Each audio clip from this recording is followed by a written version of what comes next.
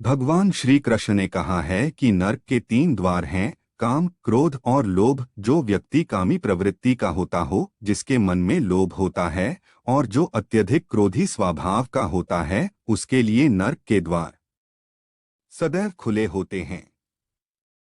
अर्थात ऐसे व्यक्ति को तो सिर्फ नरक में ही जगह मिलती है। मैं ही सृष्टि का आदि, मध्य और अंत हूँ। भगवान श्री कृष्ण ही इस सृष्टि के पालनहार है। वही इस संसार की शुरुआत थे, वही मध्य और वही अंत होंगे। जो आप जो चाहते हैं उसके लिए नहीं लड़ते हैं, तो जो खोया उसके लिए मत रो। मैं सभी प्राणियों के हृदय में स्थित आत्मा हूँ। मैं सभी प्राणियों का आदि, मध्य और अंत भी हूँ। हर व्यक्ति श्री कृष्ण से जुड़ा है और श्री कृष्ण हर व्यक्ति से जुड़े हैं। वही हमारे आदि, मध्य और अंत है। ठंड या गर्मी, सुख या दर्द का अनुभव करें। ये अनुभव क्षणभंगुर हैं, वे आते हैं और जाते हैं। उन्हें धैर्यपूर्वक सहन करें। समय एक सा नहीं रहता।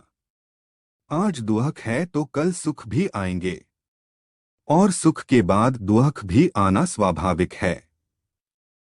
आपको पूरे धैर्य और श्री कृष्ण पर विश्वास के साथ अपना जीवन निर्वाह करना चाहिए। सत्य कभी नष्ट नहीं हो सकता।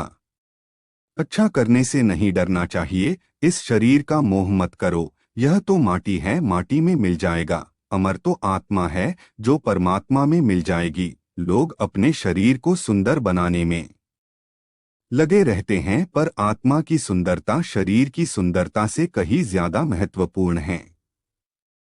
शरीर तो नश्वर है, मिट्टी ही तो है, तो मिट्टी में ही मिल जाता है, पर आत्मा अमर है, इसलिए आत्मा की सुंदरता पर ध्यान दो। आत्मा की सुंदरता अपने को श्री कृष्ण में लीन करने में मिलती है।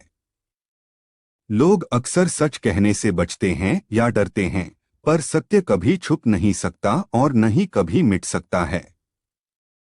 कितना भी छुपा ले, पर सच तो उजागर हो ही जाएगा। इसलिए जो बात सच पर आधारित हो उसे करने या कहने और मानने से कभी नहीं डरना चाहिए। मनुष्य सब कुछ चाहता है, पर सब कुछ उसे नहीं मिल सकता। आपको जो नहीं मिला उसके लिए पश्चाताप मत करो, और जो आपसे खो गया, जो आपसे अलग हो गया, उसके लिए निराश भी मत हो। समय हमेशा चलता रहता है, कभी रुकता नहीं।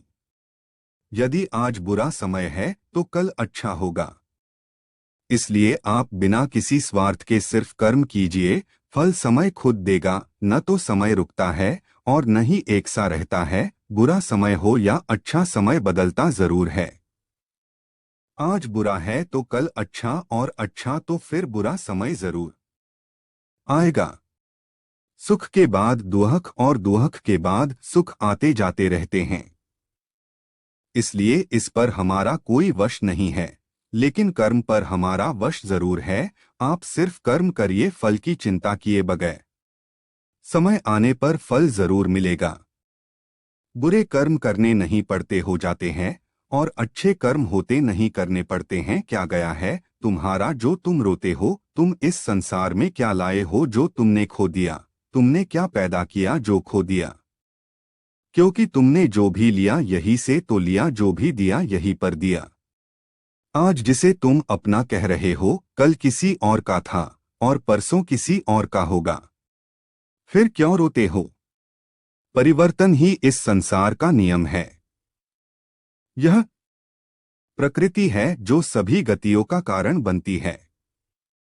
अहंकार से मोहित मूर्ख उस धारणा को धारण करता है जो कहती है मैंने किया। गर्मी और ठंड, सुख और दर्द की भावना इंद्रियों के अपनी वस्तुओं के संपर्क के कारण होती है।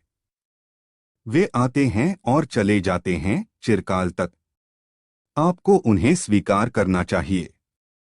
पूर्ण लगन के साथ अपना कार्य करो, लेकिन उसके फल की इच्छा मत करो, क्योंकि जब आप फल की इच्छा करते हैं तब कहीं न कभी आप अपने कार्य में पूर्ण रूप से समर्पित नहीं हो पाते।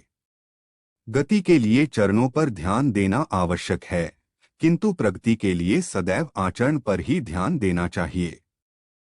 प्रकृति द्वारा निर्धारित कर्तव्य का पालन करते हुए व्यक्ति ने कोई पाप नहीं किया।